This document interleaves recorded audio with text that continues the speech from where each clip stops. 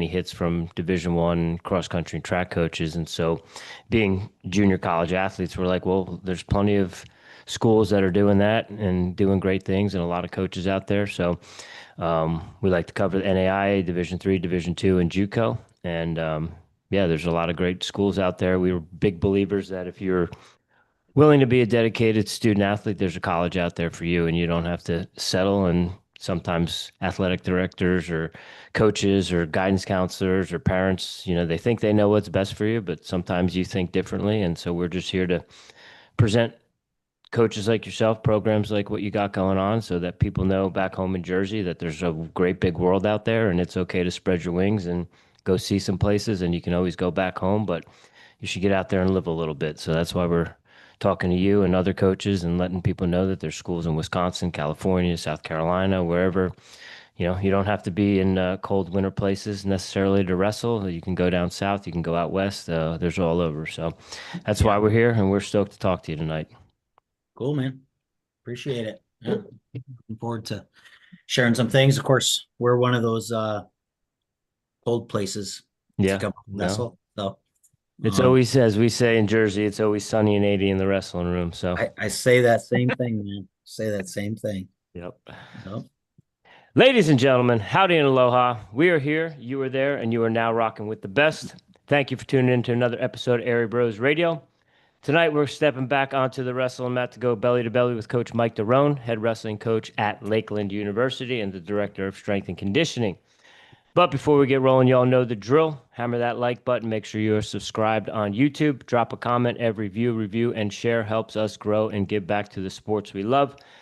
Be sure to follow us on Instagram, YouTube, Spotify, and Apple Podcast. And as always, let's not forget why we're here. We're here to shine a light on the programs, people, coaches, and stories we wish we had access to growing up.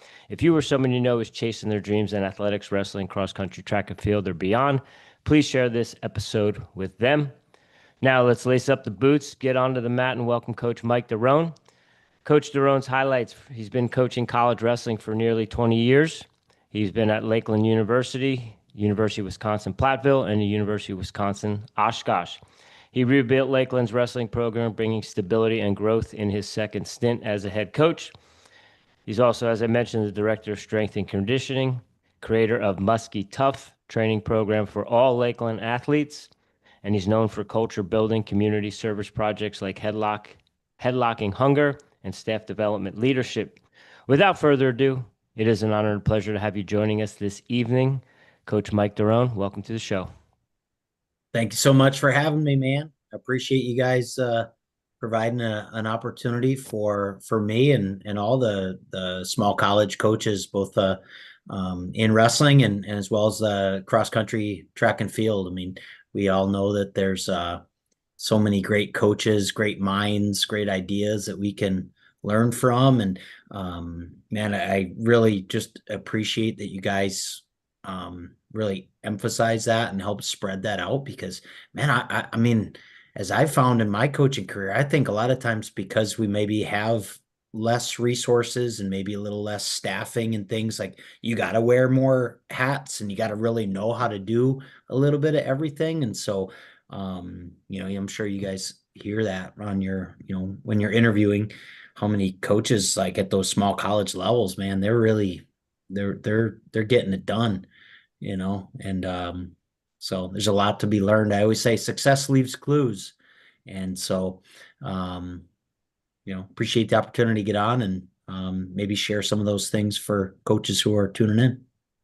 Yeah, we are excited, and Jimmy and I are both strength and conditioning coaches as well. We've spent some time in the gym, so we're excited to talk to you about that as well. Those are our passions: wrestling, strength and conditioning, running, cross country, track and field. We were both lightweights. I was 103 pounds as a senior in high school. Jimmy was a 112 pounder as a senior. And, we always talk about the things if we could go back in time as far as strength and conditioning goes, what we would tell our freshman selves so that we could probably maybe not be 103 and 112 pounds as seniors. So Yeah. we're excited to pick your brain about that as well. But before we get too far into it or get along with it, anywhere you would like us to send recruits, any parents that might have questions, just fans of ours that like to support the people we have on, anything you got going on, social media wise or otherwise, the floor is yours.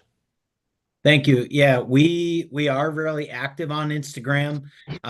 That's LU Muskies Men's Wrestling. If you look us up on there, try to share pretty consistent content. And then our university page, it'd be lakelandmuskies.com. And then obviously you can just click on the wrestling page there. So pretty simple, ways to find us. I'm on Instagram, but not quite as much as the team page and stuff. So I think that would be a good place to start.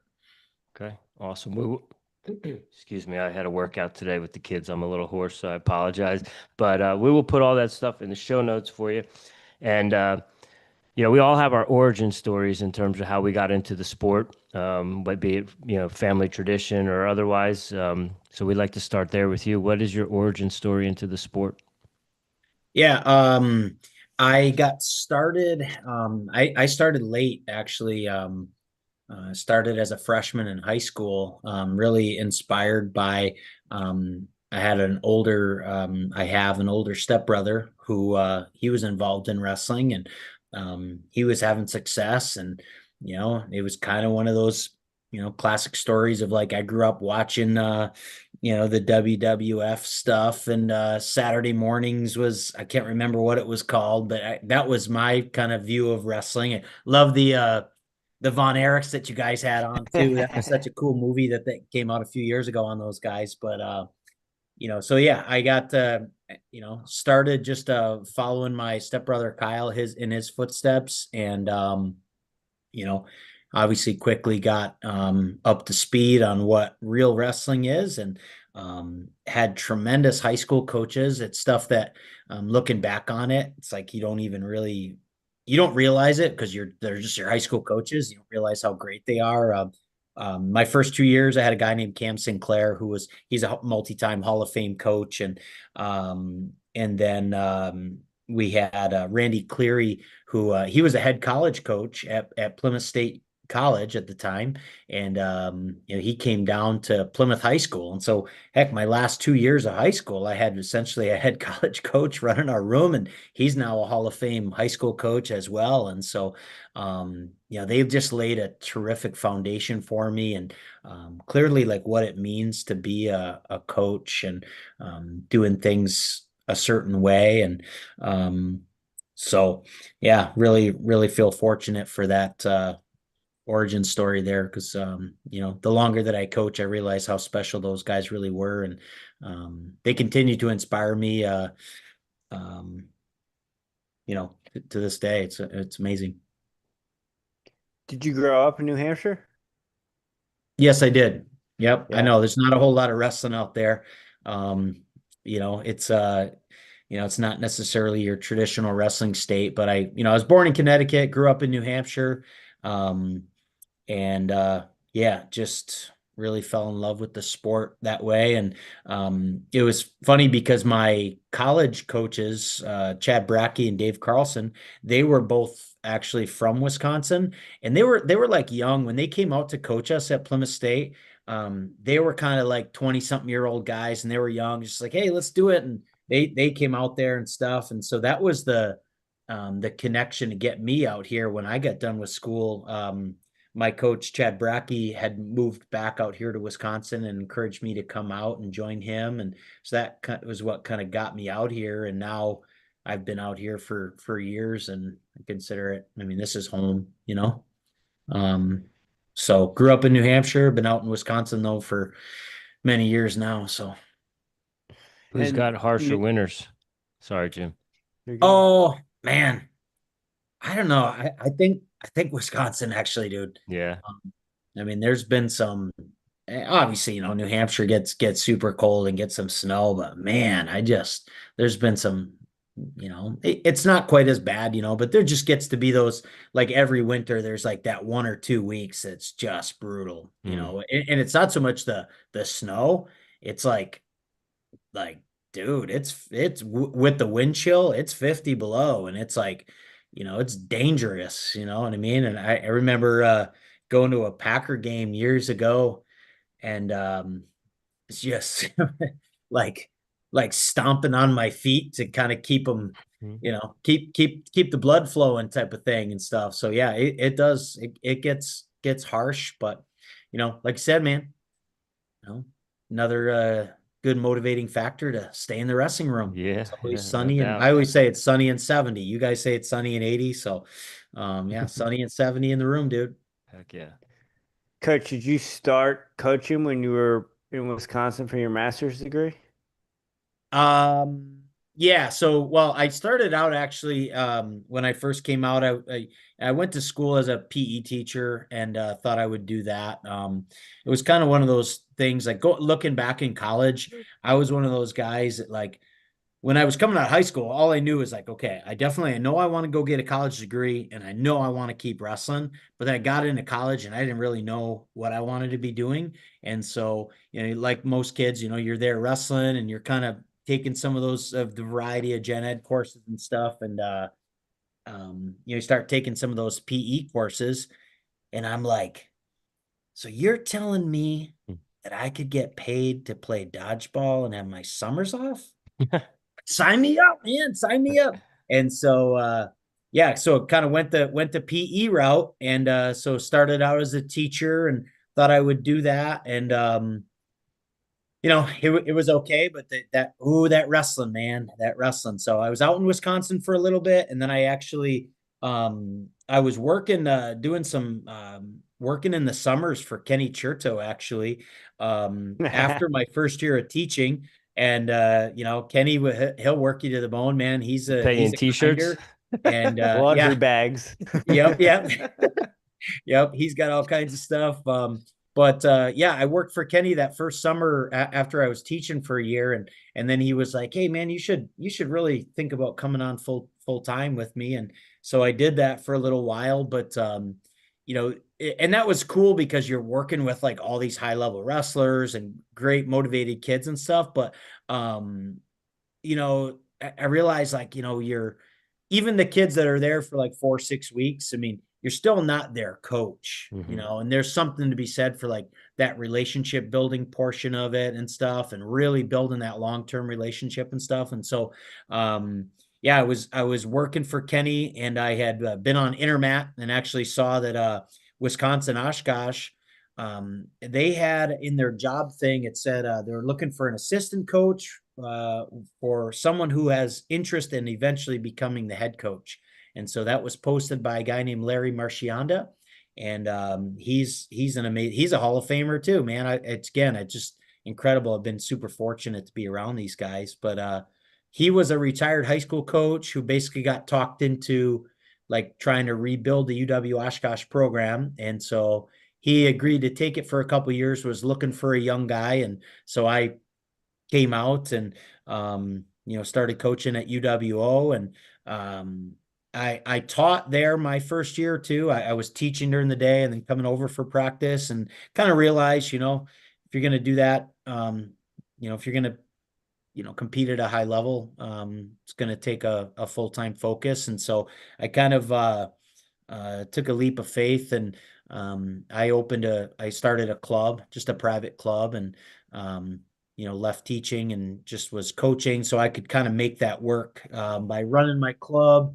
And then, coaching at UWO, that was just a part-time stipend type job. And so it was one of those like things looking back on, I probably wouldn't like recommend it to my guys, because it's like you're just living the wrestling gypsy life a little bit, and just kind of following my passion. And at that time, it's like don't have any health insurance and stuff, and you're limping off knee injuries and everything else, but you're just you're on the mats every day doing what you love. And so yeah, so that's kind of how I got my start in coaching there at UWO. And eventually took over the program for Coach Marcianda, and got my teeth wet there, and or my feet wet, I should say. But yeah, and even that was a part-time coaching gig the whole time.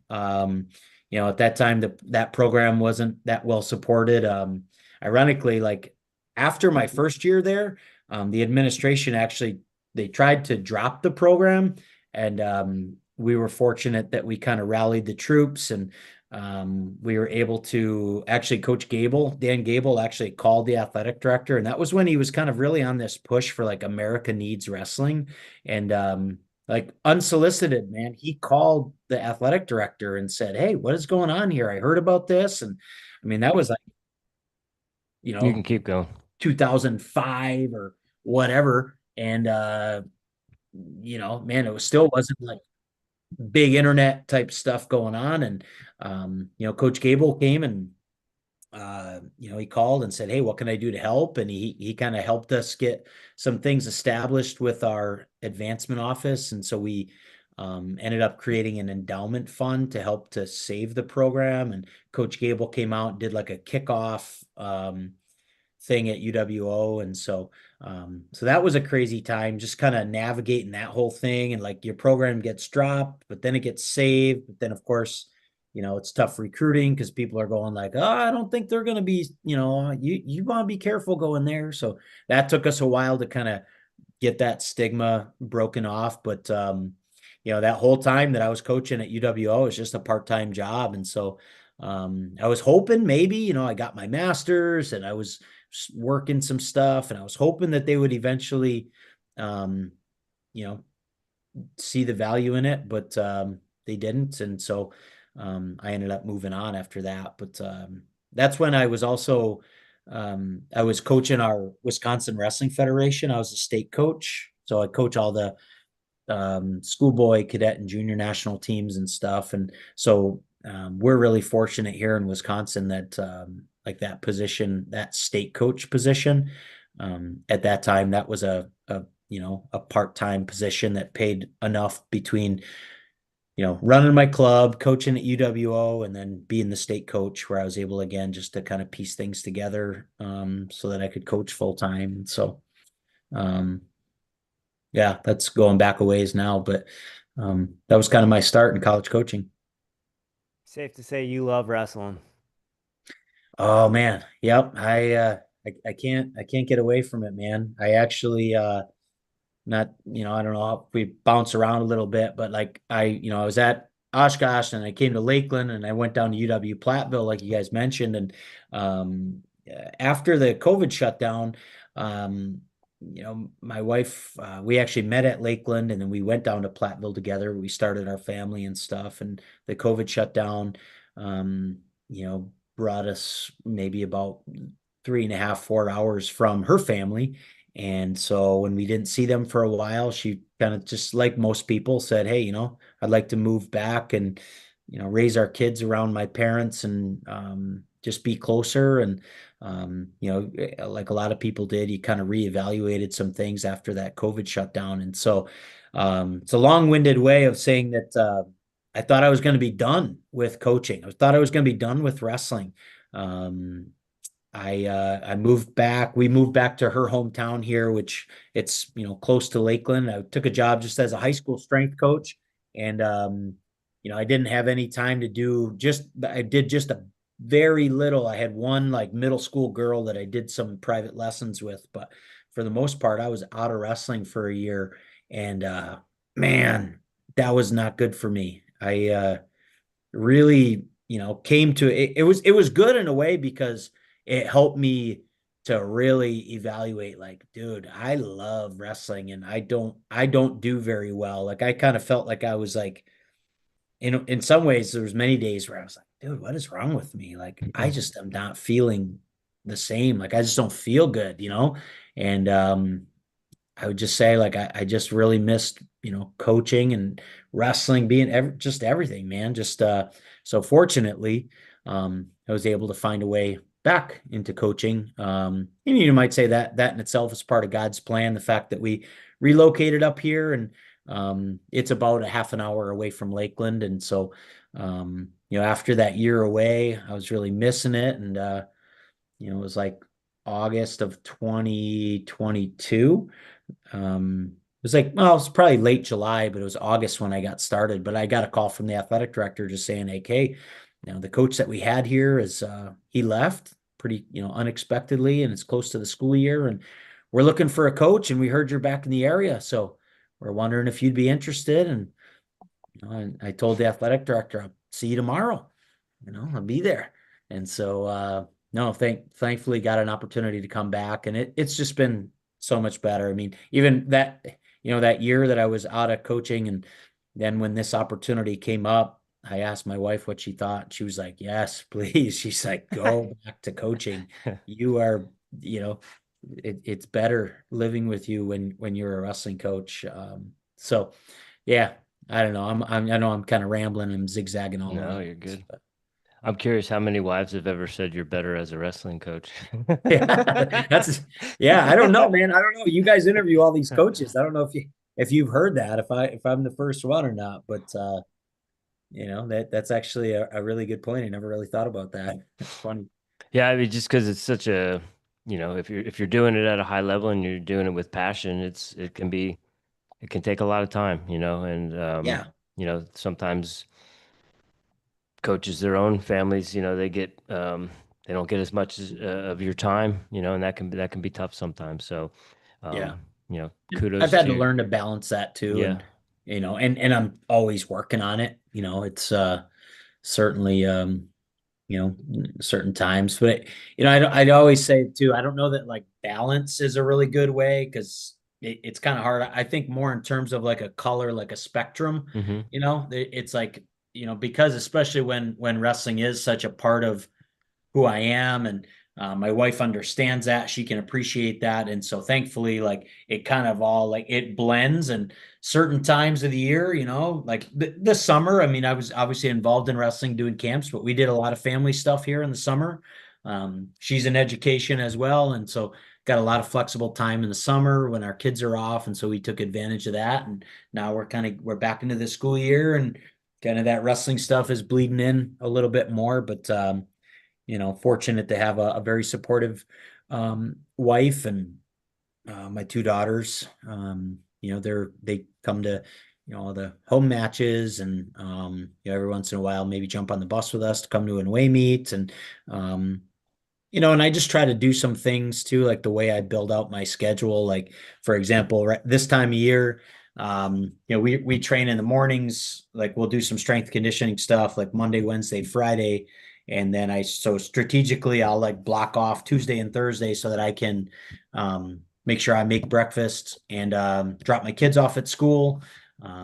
Friday afternoons, I can pretty much always, in the preseason here, I can get out of work on time to go and pick them up from school.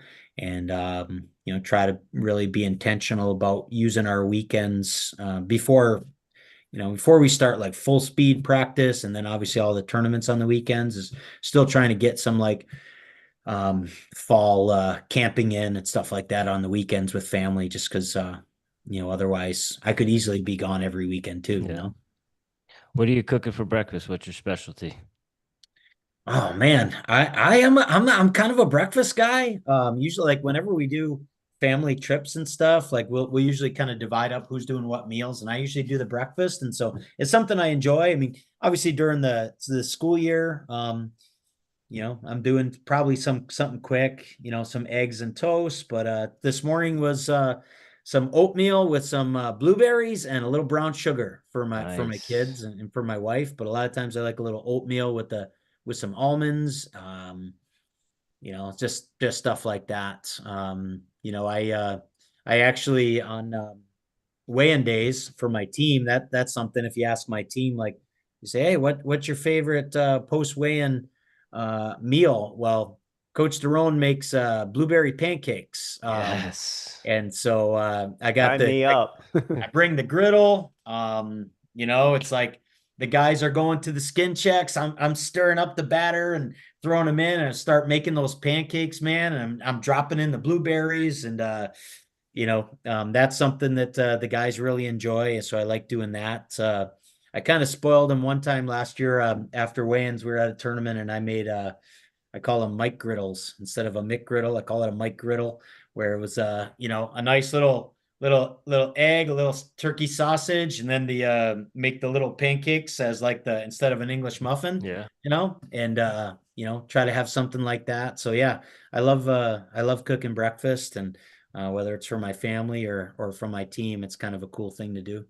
That's awesome. Coach, do you ever have kids from other teams get in line and maybe steal jacket to get a sandwich? No, but I do get some looks and I'll like especially when they're coming back from the weigh-ins and like right when they hit, usually the weigh-in area is like some back racquetball court or something in the field house, and like they'll come back in and I can just tell like they can smell the pancakes coming through, and I see them turn their head. They're like, "What the heck, dude?" And then they're like, "Coach, that coach is making pancakes." And I mean, it's I haven't gotten any transfers out of the deal just yet, but maybe they're like, dang man, that coach is making pancakes. So maybe one of these days it'll be enough to entice a kid to come over or something like that. I don't know. I mean, that is a first, I think, Jim. I don't know if we've had any coaches that cook post weigh-in breakfast. Rich, I'm seeing a short doc. Coach getting kids weighing in and then cooking breakfast and then coaching on the side of the mat. I see a little doc there, don't you? Yeah, heck yeah, get them Yeah. mic'd up for it. Yeah, Yeah. absolutely. Yeah, you can check that stuff. Look on our Instagram page and you can kind of see. It depends. Like, well, I'll mix it up. Like a lot of times they like the blueberry pancakes, but sometimes I get, hey, who wants plain? Who wants blueberry? I'll slice up some bananas or I'll slice up strawberries, whatever. And I'll say, hey, I'll whatever you guys want. And I think that's an important thing too. It's like, especially at the D3 level, is providing them with a great experience. And, kind of definitely when I was a younger coach, I was more like, we got to get ready to wrestle and all that. You're in this dumb, you're young and dumb and you think just like ready to go. All right, everybody get ready to warm up. It's like, well, we got 2 hours, dude. Just relax. Like, let's get the guys to come off of the weigh-ins and have a nice breakfast. And that's something that they talk about, and I think that's important is, beyond just the wins and losses is some of those things that make it a really good experience for the kids because they are working their butts off for us. And, it doesn't take that much to try to do something a little different and, just provide them a good experience.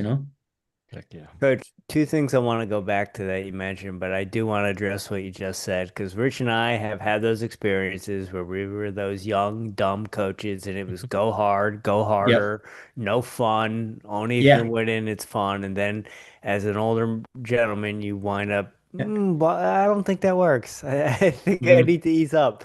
So I appreciate that. You also mentioned working for Ken Chertow in the summers, and I will say I've said this before. I don't think you're a coach or a wrestler unless you've worked at least one of Kenny's camps. I think Okay. it's a rite of passage in the wrestling community. You mentioned getting to work with athletes and stuff. You don't get to spend as much time as them if you were coaching, but I will say because of those camps. I saw a lot of national champs, NCAA All-Americans, even Olympians when they were tykes because I Yeah. was coaching the camp. So I think there's a good and bad. I got paid in t-shirts and laundry bags, but the experience is worth its weight in gold. That's what I will say about working in one of Kenny's camps. Yeah. No, for sure, man. I mean, I learned so much, whether it's just being around like all those. I mean, I was a Division III college wrestler, and so and you don't even know what you don't know. You're coming out, and like I said, I had great coaches, but they were pretty much, your hey, double, single, high crotch, stand up, pretty solid fundamentals. And I mean, as an athlete, I remember going soon after college, going and working for Kenny and then learning some different things that really fit for me as an athlete. I mean, I was past that time, but like learning some like the different variations on slide bys and throw bys and mixers and just other things, and then being around such high level technicians, it was awesome. And man, like you said, I mean, I love wrestling, and so heck, I thought it was awesome. Like, Right? I mean, we stay in a hotel and did you guys ever did you work as camps like get in those coaches meetings? Kenny would always buy some pizza and stuff and we'd be talking wrestling. There was none of that. We went up to, so he came down to my coach's club and I worked that one. And then over Thanksgiving break, we went up to his place where he Mhm. had the club and he had a bunch of kids in for like a Thanksgiving Day camp. And that's where we worked and we stayed in that hotel everyone has stayed in State Yeah. College. Yep. Yeah. And Yeah. so the other thing I wanted to talk about is you mentioned when you went to college because you wanted to get a degree and you wanted to wrestle. Mhm. And I did the same thing and I No, didn't you know what I didn't. wanted. You just went to college for the rest. You didn't go to. I wanted to get a degree. Like I don't think I didn't want to get a degree. It might have took me 12 years to graduate, but I went to college, right? So I say all that is I didn't know what I wanted to do when I went to college, and you said you didn't know what you wanted to Mhm. do. How do you talk to kids about that, either in the recruiting process or when you have them in the room and you realize, hey, this major isn't working for you, and they're like, I don't know what I want to do. Well, I'm 18 years old. Like, I just want to wrestle. How do you address that? Yeah, that's a great question, man. Um, I I always tell kids like as nice as it is, you're on a intro call with a kid and ask them what they want to study and stuff. Like they'll tell you stuff, but I always say, hey, just keep an open mind. I don't know what the numbers are, but you've probably heard it's probably 50-50 that some kid, they pick a major just because they don't know what else to say. And everybody, from their family and their coaches and whoever at church and whoever say, oh, you're going to this school. What are you going to study? And they're like, I don't know. And they probably just picked something randomly, right?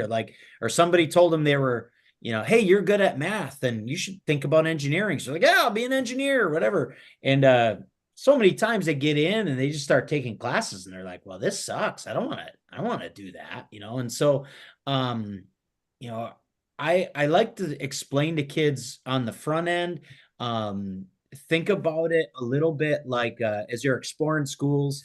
um, it's kind of like you want to go to a restaurant that you can open up the menu and be like, man, there's a lot of good things to have here. Like I could get a burger, but I kind of want to get a quesadilla. But at the same time, that pasta dish looks pretty good. And you want to, you make sure that you go somewhere where there's, there's going to be something good to eat there. And so when you're picking your colleges, you make sure we're looking at the majors and being like, okay, well, I do have an interest in, criminal justice. My uncle's a cop and whatever, and I really respect him. But my mom works in healthcare, and maybe there's healthcare management or something along those lines. So just make sure that they're coming in with, even if they're saying like, oh man, I've always wanted to be an engineer. And at UW-Platteville, most of our team was engineers, like probably 75%. But there were so many kids that came in and what they thought an engineer did was not the case. And many times then they would have to pivot and they'd end up doing something like um, kind of related to engineering, but a lot of times it was something that was in the realm of like our building construction management major or um, we had this like manufacturing technology major that was, it had elements of that. And so I just think it's important that you communicate on the front end with that stuff. And then also, like you say, even it's maybe that kid after his freshman year, as you're going through, obviously you're going to have your individual meetings with guys throughout the year and checking in. And I think it's important to kind of like have a honest conversation with him and say like, hey man, like you're 18 or 19 and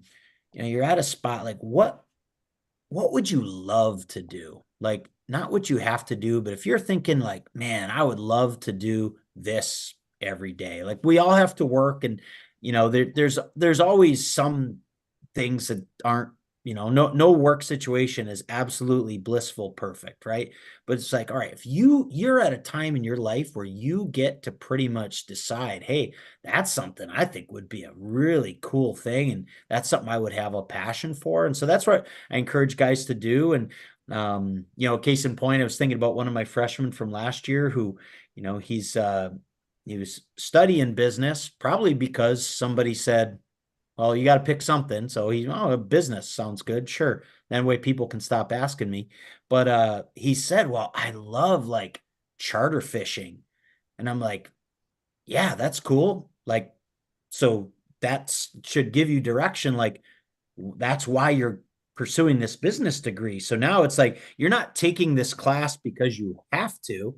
It's like, dude, like for every time when you're in these classes, picture like, okay, how could I apply this to my charter fishing business, right? And it just gives you that purpose and that why. And so I mean, I think that's an important thing, is just to be having that conversation and just helping them maybe kind of understand and connect the dots a little bit. We've got some guys that are in like a sport management major, and I'm saying, dude, I mean, wrestling clubs now, that's a very normal thing for wrestling people to do. And so if you're not just taking these classes just to take them. If you want to make a career out of wrestling, you're going to want to have some business education and some acumen. And so, making sure that they really then, have that like that direction of where they're going to, that destination, and it adds a little bit of some why behind the classes they're taking. So that's, I don't know, just my thoughts off the top of my head. Coach, from Lakeland's perspective, you mentioned at Platteville you had like a construction management, and we've talked to the coach at Kearney in Nebraska. They had a similar to that, and again, we didn't know about majors like that coming out of high school. It was like Yeah. your standard. We come from a education family, so it was like teaching was the thing. What are there any unique things at Lakeland that maybe set it apart from some of the other schools in the area or in the country? Yeah, absolutely. So one of the most unique things about Lakeland in general, I'm really glad that you asked that, because so Lakeland is the only school in the Midwest that offers what's called cooperative education for every major. And so you can at Lakeland, what's really unique is that you can we have a bunch of partner companies, but it could be just something that you're already aware of. But our students can apply for a job that's kind of related to their eventual career, and they can earn academic credit for that while they're also getting paid.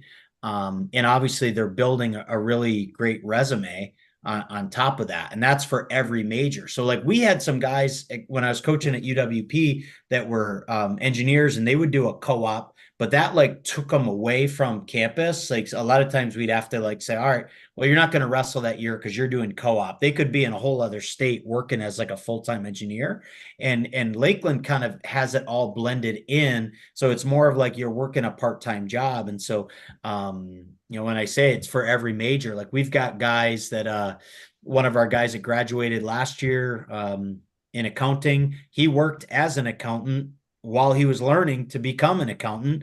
And I mean, the dude was getting paid while he was doing it, and so he ended up graduating in 3 years because he was able to fast track it because he was getting his academic credits in while he was doing that. He was my second guy in 2 years second guy that graduated in just 3 years because of that co-op program. And they're working. So you think about saving money, kind of stinks for, I want them to obviously wrestle for 4 years, but they're not all wired like we are, that are like, well, dude, of course I'm going to stay for a fourth year and wrestle. Right. But, yeah, so that's kind of like the most unique thing.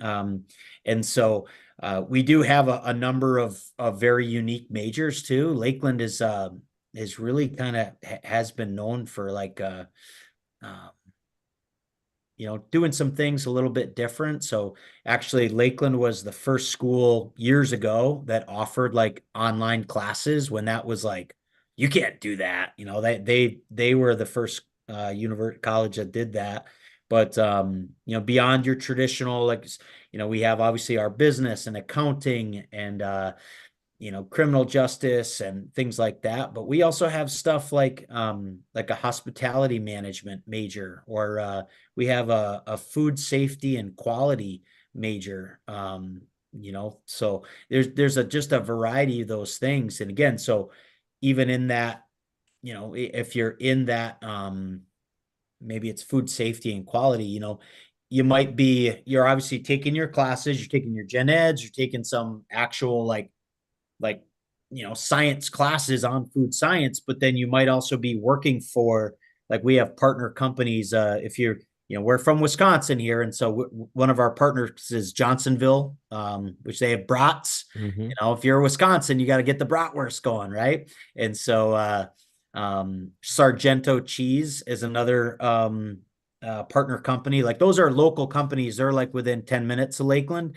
And so they'll hire a lot of our students to work while they're, getting those degrees. And so it's really unique from that standpoint. It's a nice thing to, like, for kids too, to, going back to Jimmy's question about, like, what about the kid that doesn't quite know, like, what they want to be doing? Well, if you have an opportunity early on to work in the career field that you think you want to work in, and then you get into it and you're like, oh, dude, this is not what I want to do.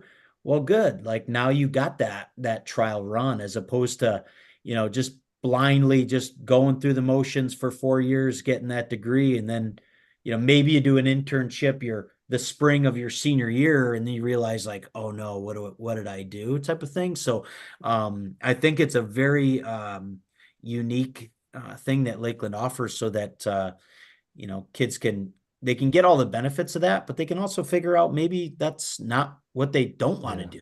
You know what I mean? Yeah, I was gonna say that, and as a physical education teacher and a special education teacher, I think, you get to your student teaching, but like you said, that's your senior year. So, it's tough. You get to that point, you're like, oh, this is a little bit crazier than what I thought it was going to be. It'd be nice Yeah. as an education major if you got some of those experiences early on, or they encourage you, hey, you're this age, you can start substitute teaching. We recommend that you kind of come in, get a feel for it, understand it. And I think that would be, from an education perspective, I think that would be good for overall for teachers. Yeah. I had a guy who, this guy, it's a really unique story, but this guy, his name was Eddie Terrace, and he had no business even wrestling in college in the first place. He was from the Upper Peninsula in Michigan, and he was a bad high school wrestler. He was just one of those guys that had a passion for it, and basically just came, he had already gotten admitted to Lakeland on his own. I didn't even know who he was.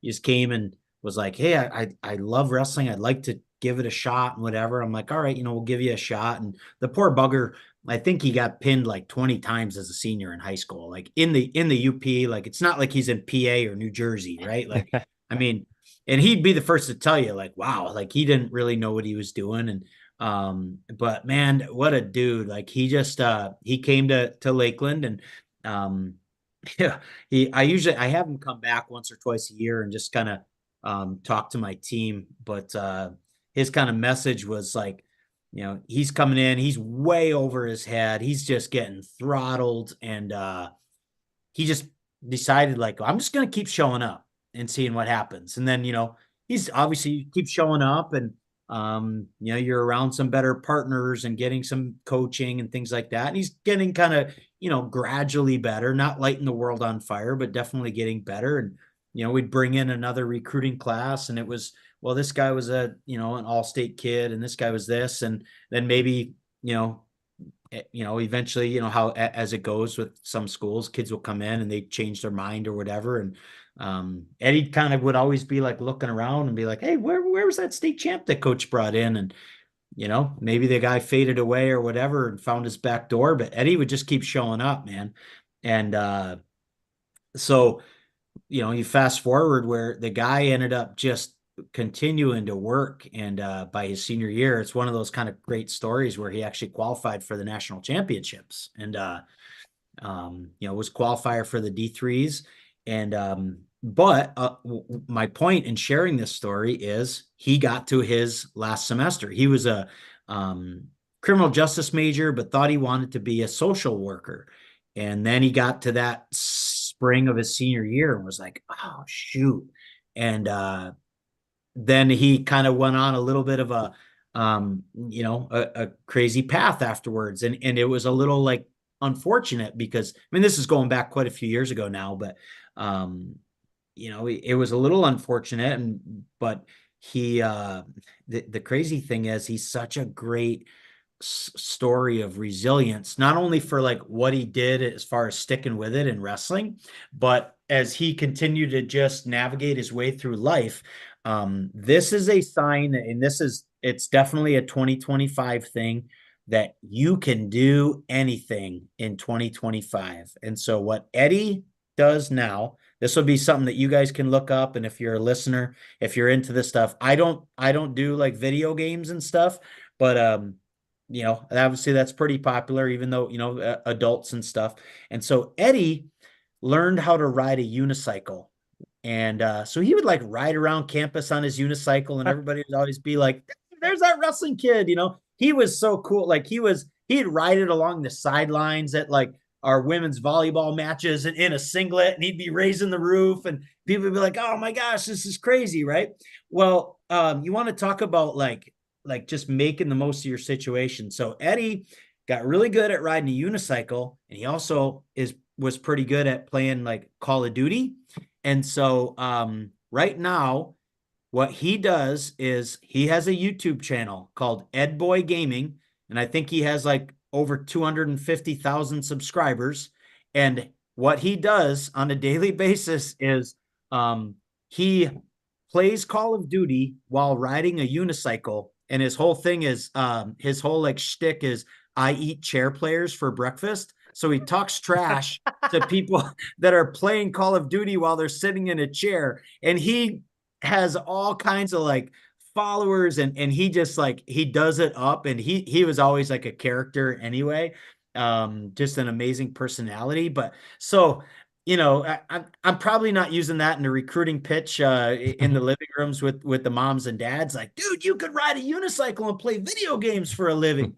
But it truly is a sign of like, man, you can pretty much do anything. And I'd like to think that whether it may not have been his necessarily all of his the courses that he took. Obviously, he came out of Lakeland as a well-rounded person, and he had this sense of resilience that, I'm just going to keep showing up. And he did it in wrestling, and he kept showing up in life, and he was in real estate a little bit. He was doing a little podcasting and stuff. And then because he kept showing up, man, and putting in the work. Now he's found this, and he's got one of those, I don't know, I think it's like a platinum, one of those Silver YouTube play things. button, Like, yeah. I'm like, this is amazing, And so what a great story of resilience. And then also it's like one of those things that, I mean, going back to the, what do you tell a kid? Well, you never know what you're going to do, man. You don't know. You can, I often say when man plans, God laughs. And so you don't know if,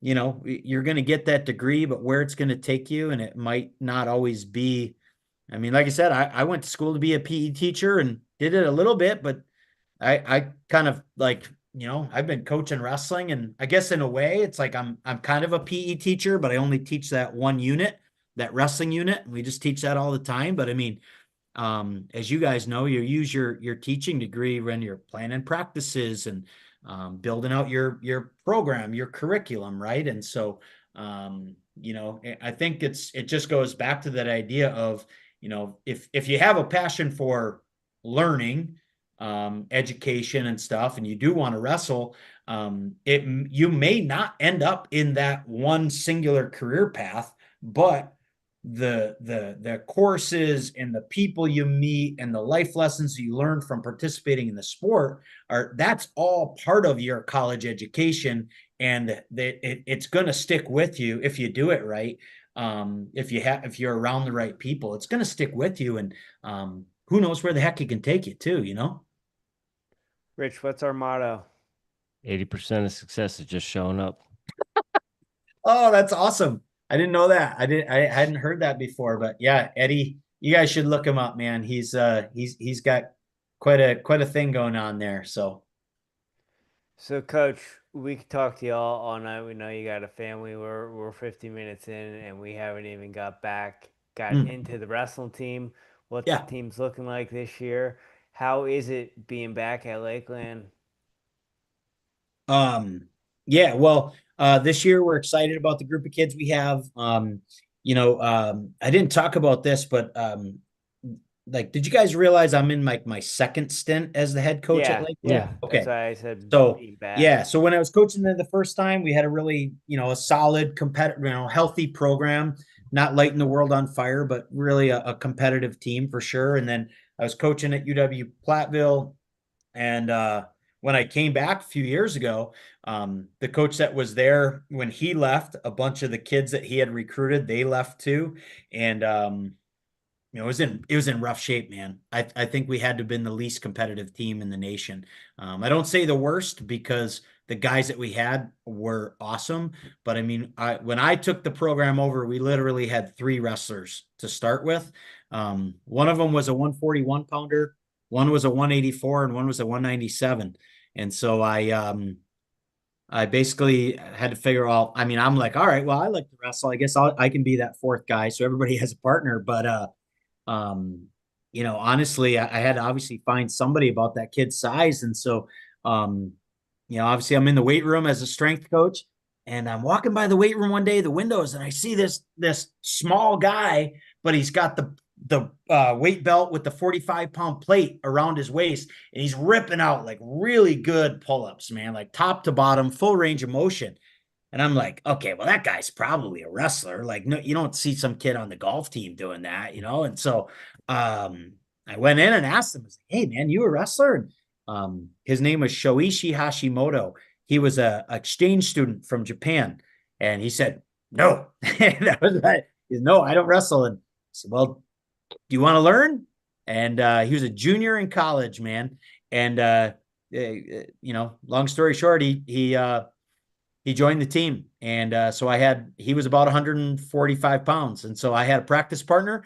And with only four guys that first year, man, I could pour the time into them. And I mean, it was rough, dude. It was really rough starting out. But like I said, God bless them, man. Those guys, they all stuck with us. They all graduated. Two of them graduated in 3 years. What's cool too is one of them, he was gone last year and thought he was ready to be done. He came back this year. He's getting his master's, and he was like, no, like I need to be back. I want to use my last year of eligibility. And so that was our start, man. It was rough. We did not compete very well, but we obviously brought in, a couple of recruiting classes, and that, like, I called that first year that I was back, that 20, I think it was, yeah, 22, 23. I called that like year zero because I started in August, didn't recruit the team or whatever. So then we brought in that first group of kids, and got a lot of, really solid wrestlers. We've been really building with a lot of kids from like in northern Michigan stuff. There's a lot of kids there. We're getting some Wisconsin kids. We got a few Illinois kids, and now slowly those guys have they're juniors now, and so they have some experience, and it's been really fun. Like, I mean, we're not lighting the world on fire just yet or anything, but again, when I go back to like that year that I stepped out of coaching, it was really good for me to get a better perspective on focus on process, recognize improvement, and eventually we're going to celebrate achievement. But it's like, I don't beat myself up now. It's like, oh, geez, we're not even in the top 25 in the country. I'm a terrible coach. I don't know what I'm doing or whatever. It's just more like, hey, let's do the best we can with the guys we have. And we've been getting better. Last year, so we went with that group of guys, they became sophomores. And so from their like freshman year to their sophomore year, we improved as a team dramatically. We we improved like literally every statistical category on our team. From year to year, we improved our number of wins and pins by over 100% from one year to the next. And so, now that class of guys is juniors, and it's whatever. We just started school back up, and so you always got to, as a coach, in the beginning of every season, I feel like I got to kind of manage my excitement a little bit. But I mean, because they're juniors, they've stuck with us. I think we're going to continue to be inching along. We brought in a really great class of kids too.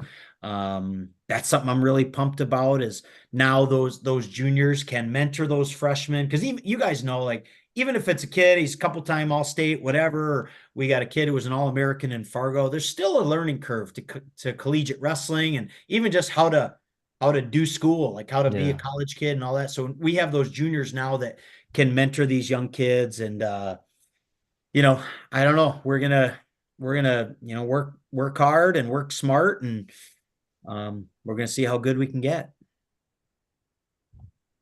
Coach, Coach, go ahead, sorry, Jim. Rich. Go ahead. In that year that you took off, you said that you kind of calmed down a little bit as far as, Yeah. oh, we don't have to be top 25. Did that happen in that year, or was that happening along the way and that year just gave you a little bit more gratitude for being in the room? Um, no, it was again, it was probably all part of the plan because that last year I was coaching at UW-Platteville. I feel like I had lost perspective on what I was doing. I mean, in some ways. I mean, I was really hard on myself. And I know we finished the season 20th, 22nd, somewhere in the national rankings. And, we had a really competitive team.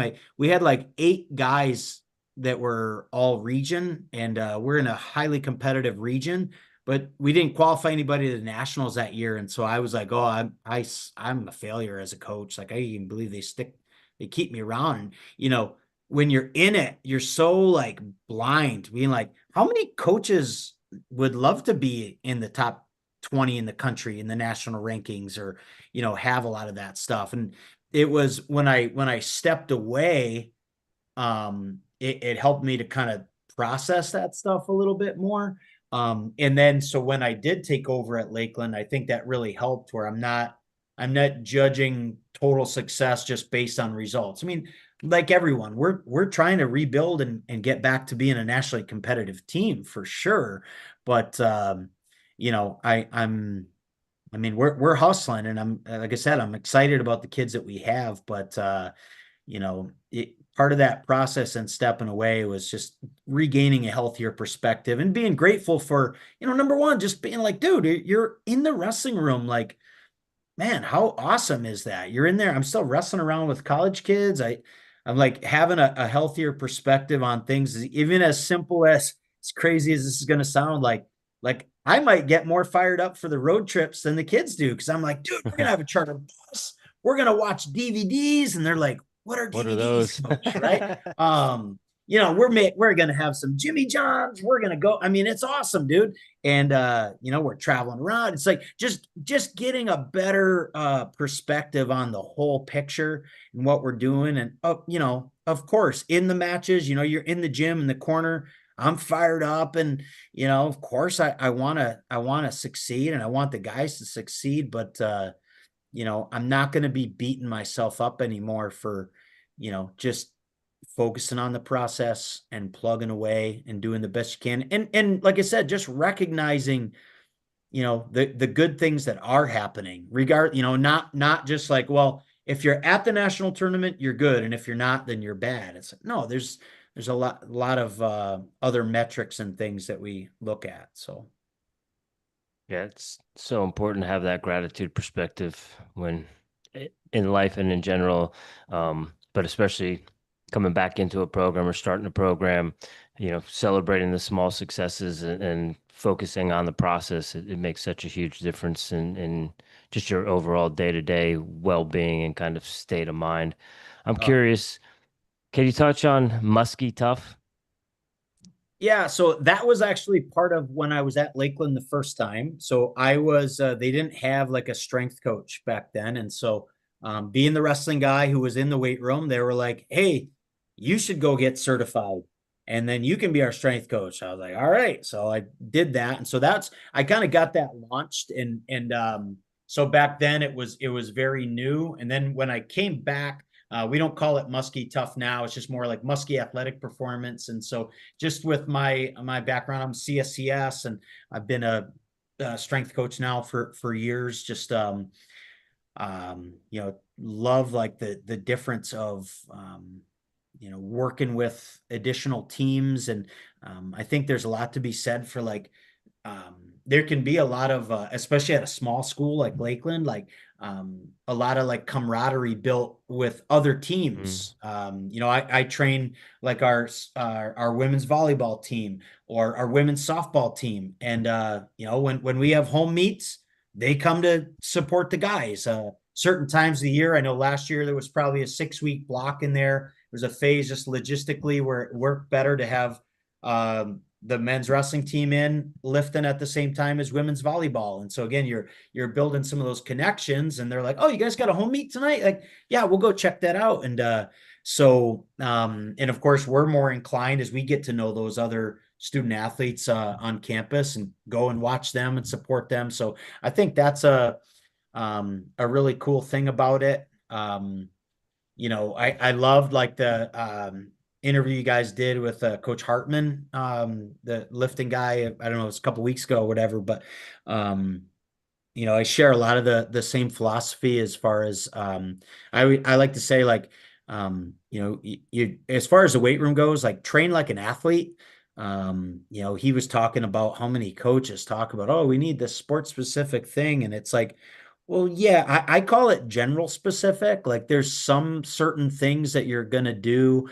You know, as an example, maybe it's with our you know, our volleyball or even our softball athletes where, you know, you want to be at least aware of things. You might do some different things with them as far as you know, if we're going to be pressing, you know, overhead, maybe you don't want to have them doing something, you know, like a lot of barbell overhead lifts because the scapula can't really like slide and move. So that's where you'll get some of those shoulder impingements. But with those athletes, we need to press vertically. We need to develop upper body strength.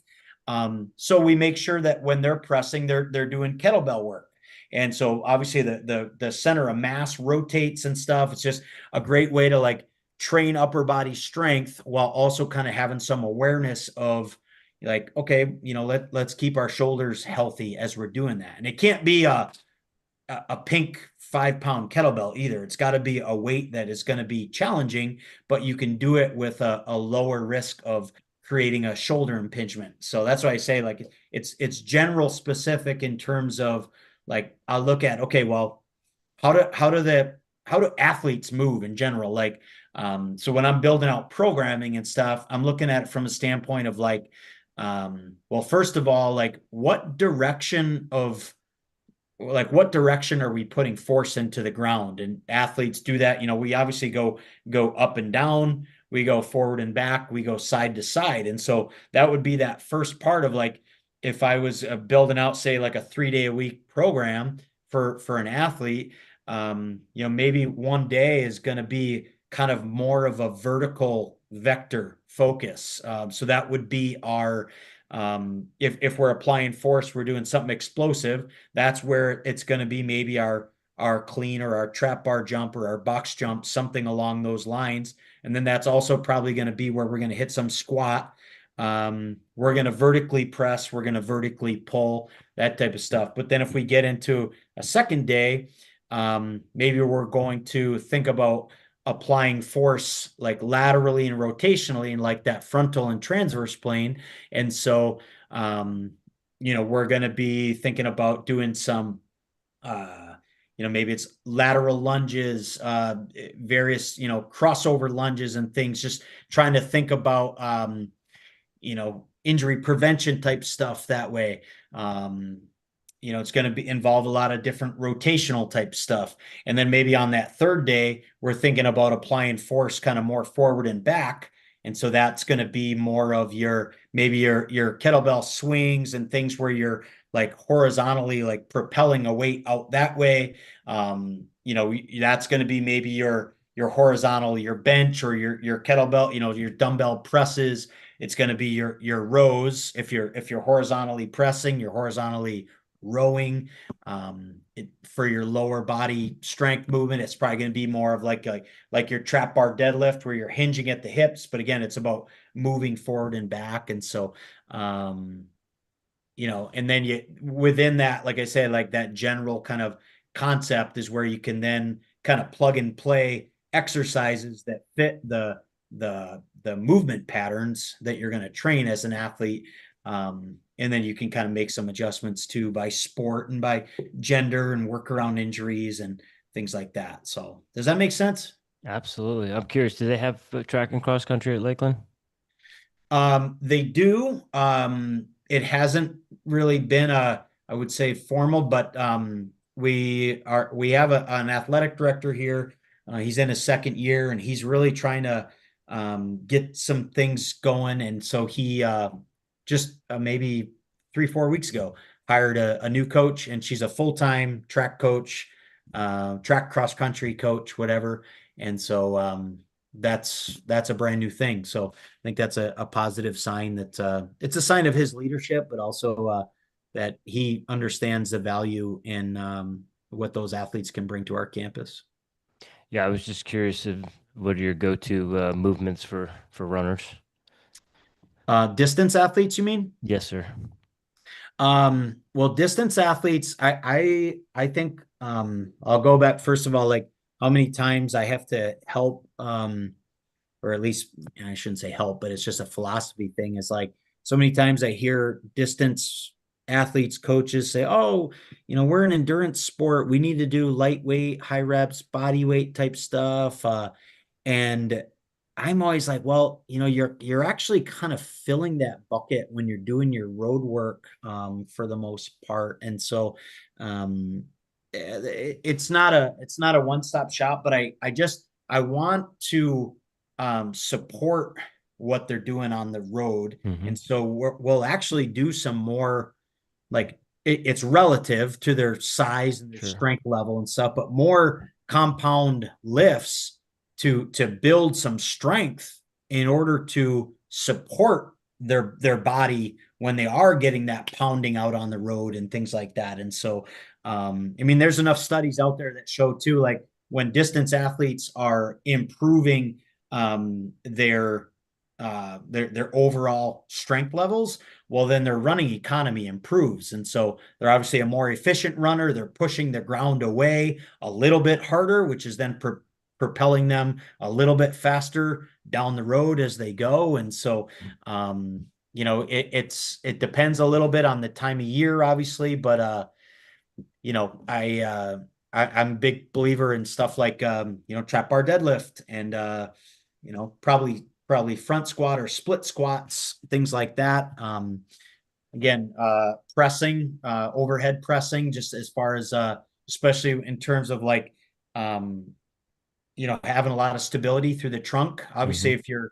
if your core, your trunk is kind of weak, and you're going to be very inefficient as your body's moving side to side. And so that's one of those things too where people think like, whoa, why do we even need my upper body? Like, I'm a runner, I use my legs. And it's like, yeah, but there's a lot more going on. It's like you're not run with your arms at your side and you're just going like this. It's like there's a lot of upper body movement. And then yeah, most of the time, obviously distance, they're running at that pace, but there's also times where they need to be able to throw, and they need to be able to do that without becoming inefficient in their running patterns by swaying side to side and things like that. And so I think a lot of different variations of like single arm carries is really good for runners. I'm a Russian kettlebell guy.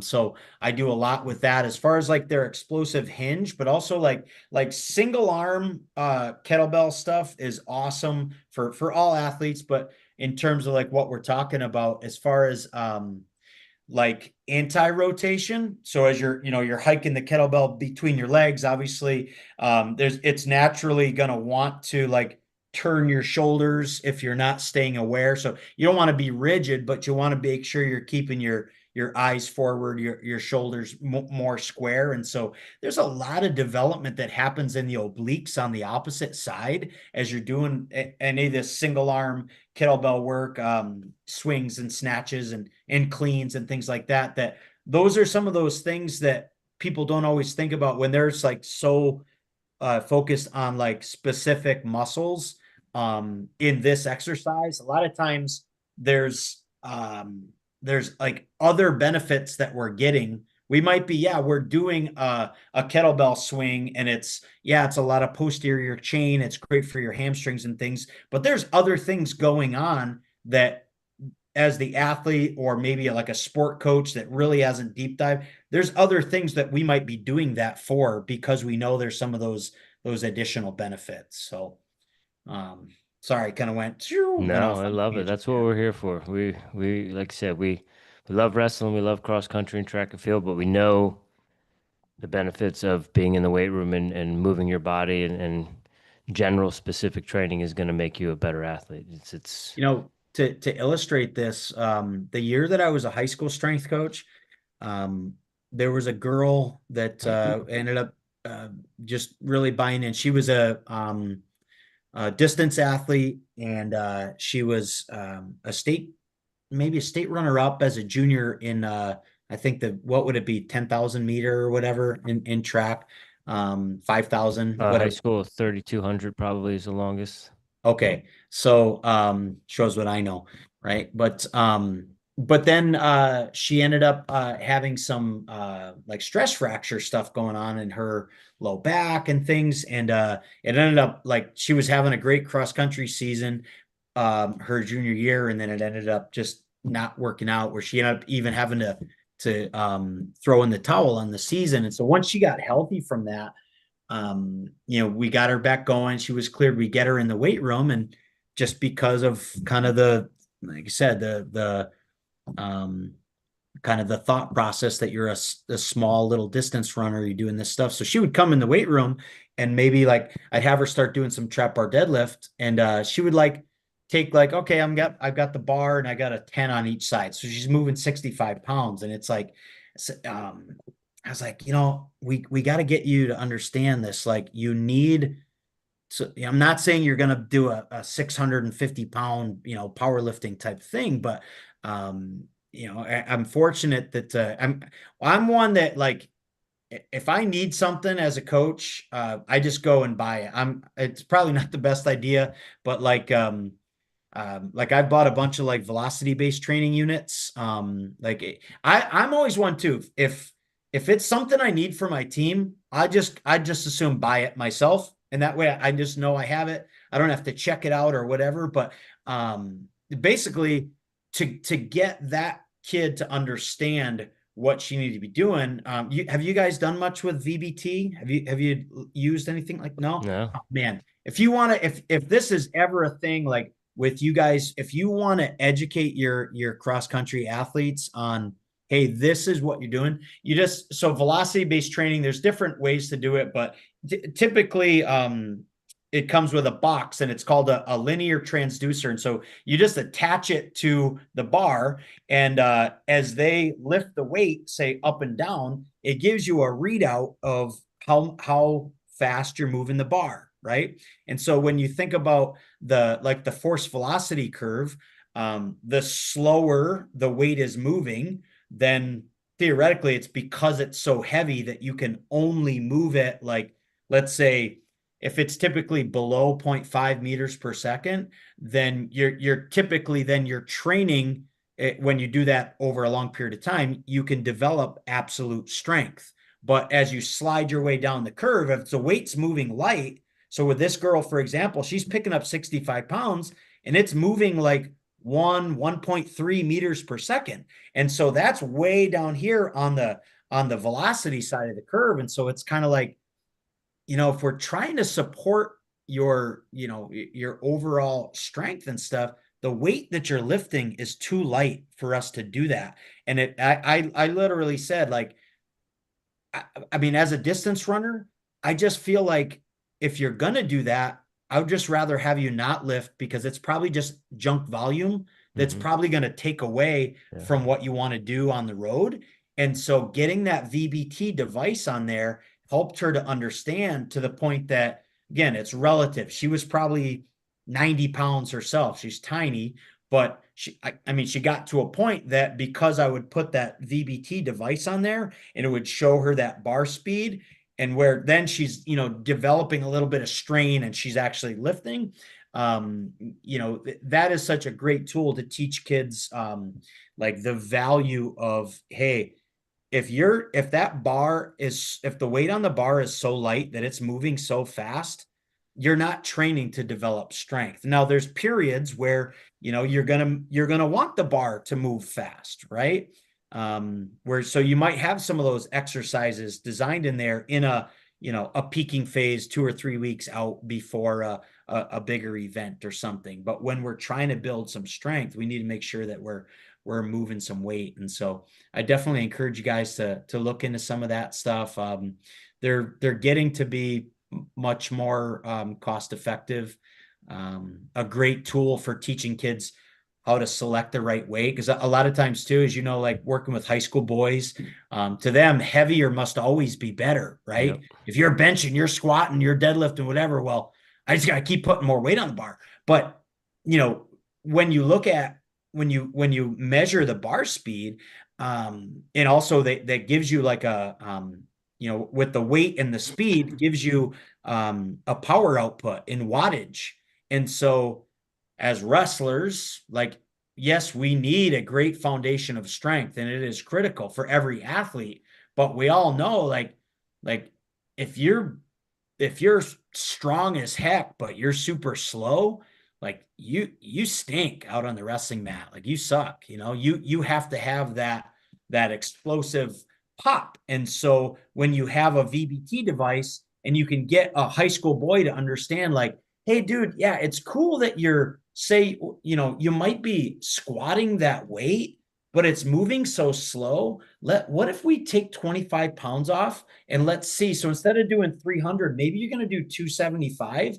But now instead of moving at like 0.3 meters per second, you're maybe going to move it more towards like 0.5 or 0.6, because you reduce the load just enough, but you increase the speed, then obviously your power output increased, right?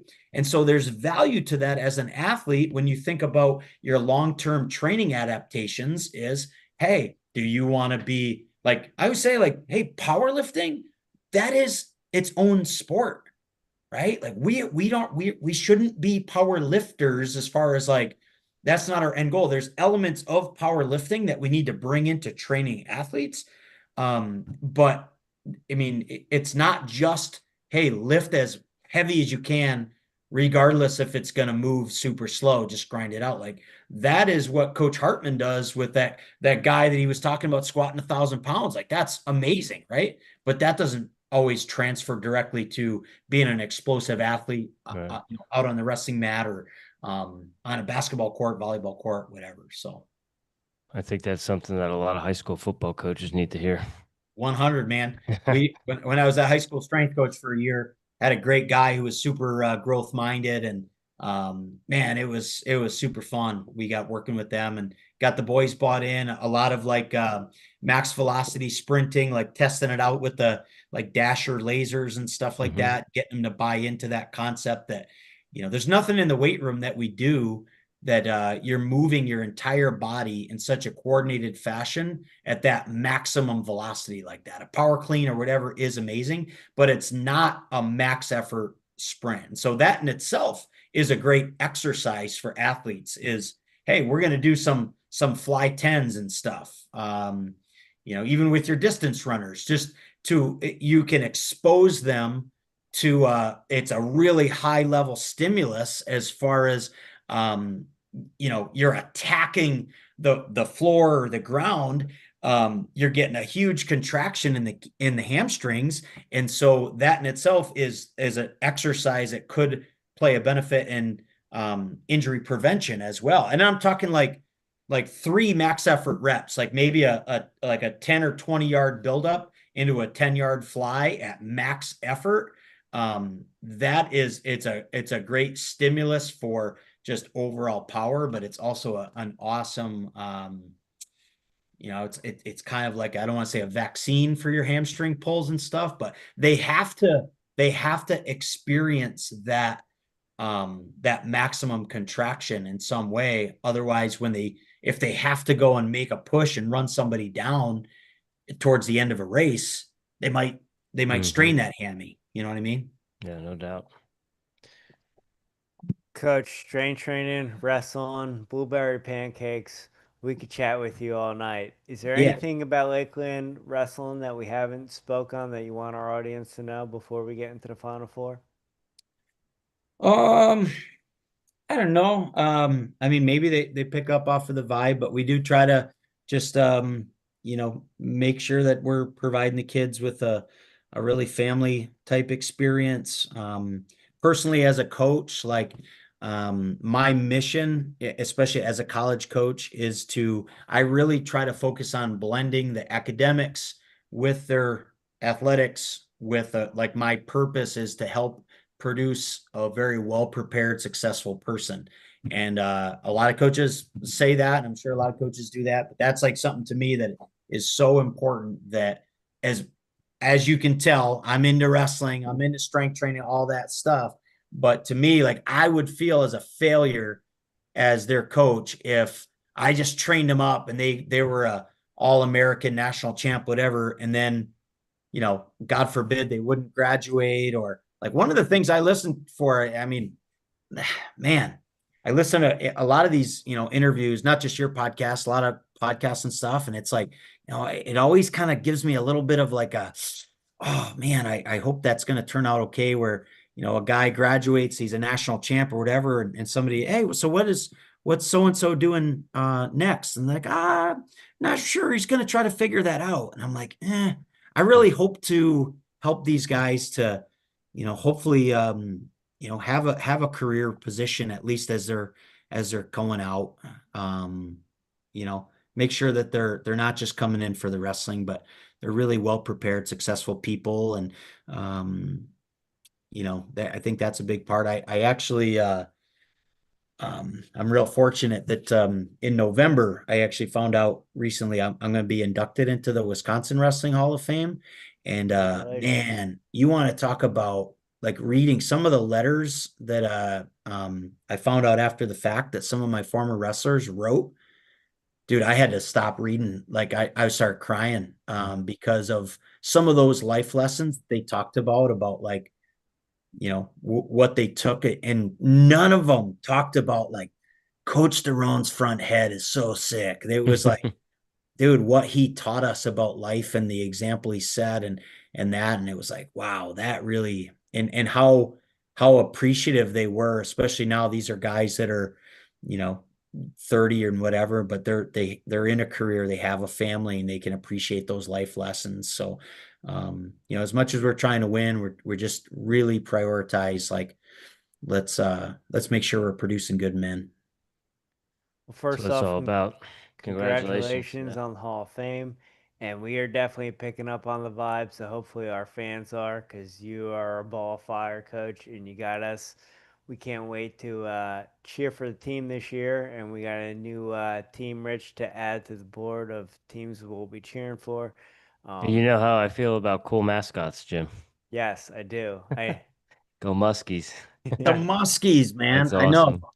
That's one of those things where you say like, shoot, like when you're a wrestling coach and your team mascot is a fish, you're like, oh, dang, man, that's a tough one. But we actually lean into it because as a program, like yeah, again, it's our team mascot. So number one, I don't know if this is probably a first for Airey Brothers Radio too, but like the muskie is actually the apex predator of fresh water.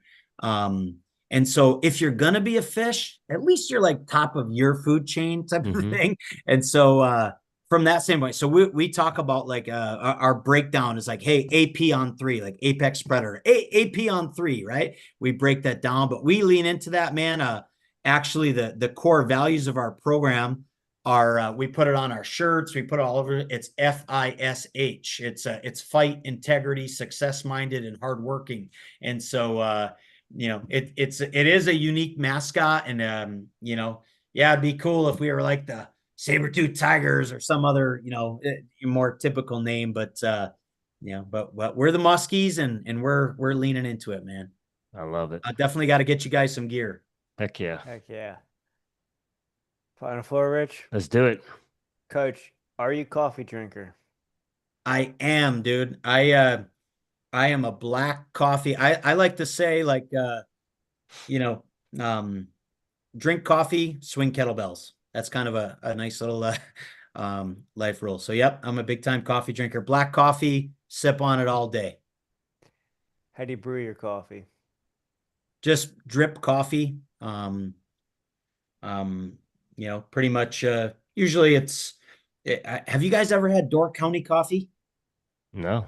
All right, man. I'm going to send you guys out a care package. I'm going to get you some Door County coffee. So it's ground, but I just do drip coffee, and I don't do any of the cream or sugar or anything like that, but I do love like flavored coffee. And so, Highlander grog and they have all kinds of cool stuff. They have different themes, depends on the season and stuff. And so I'll send you guys some Door County coffee, but that's my favorite. All right, let's go. Shout out to Door County Coffee. Coach, do you have any daily practices or rituals you do on a regular basis to show up as the strongest version of Mike DeRoehn? Yeah, I mean, it kind of ebbs and flows a little bit. I'm an early riser. I love to get out and get some exercise in the morning. Even it's something as simple as just, I kind of go with now that I'm getting a little older, I go with the weighted vest. I don't go for a run anymore. I just, see, my idea of cardio is a coffee run, but, I'll throw on the weighted vest and I'll just get out for like a 3-mile walk while I'm listening to, podcasts or audiobook or just thinking, just planning. But then, in my garage here, I have, weights and stuff. So I like to do that. So those are probably those things. I have an FCA coach's Bible that has a really nice a daily devotional. So that's something that I like to do. And I'd say behind, all those things. Get up in the morning, drink coffee, get out for a walk, get some fresh air, swing some kettlebells in the garage, read the FCA Bible. It's right up our alley, Jim. Heck yeah. And you mentioned audiobooks, so next question. Coach, what are you listening to right now? Music, podcasts, audiobooks? Are you reading anything? You mean besides Airey Bros Radio, right? Yes. No, I do love your podcast. I'm a learner by nature. I don't know if you guys have ever taken like that Strength Finders thing, but that's something that it's kind of identified. So like a little survey you can take and it kind of tells you more about your personality. But I'm a learner based on that thing. And so I love listening to podcasts, soaking up knowledge. Books, I do like audiobooks, but I tend to get distracted. It's one of those things. I'm just better when I have the book in my hand. This summer read some great books, stuff that maybe the listeners would be interested in. For the wrestling coaches, I would encourage them to go out and get Tiger Style by Brian Smith, the Missouri coach. Awesome book. He's a builder and just a really amazing coach. The 12-week year, that's a really good book that I read this summer. The 7 Commitments of a Team, that's a new John Gordon book. I thought that was good. It was a little, I don't know, not hokey, but it was a little predictable, I guess. I thought going through that one, but it was a good read. It gave a good framework for it. So, music wise, I'm kind of all over the place. Do a lot of Christian rock. I actually sing in my church, on our praise team and stuff. And so a lot of times I'm listening to those songs because I have to learn them, in order to sing on Sundays. So you get down with Phil Wickham? Yeah, absolutely. We do a lot of his songs. Phil Wickham is good. He's got a really unique sound. All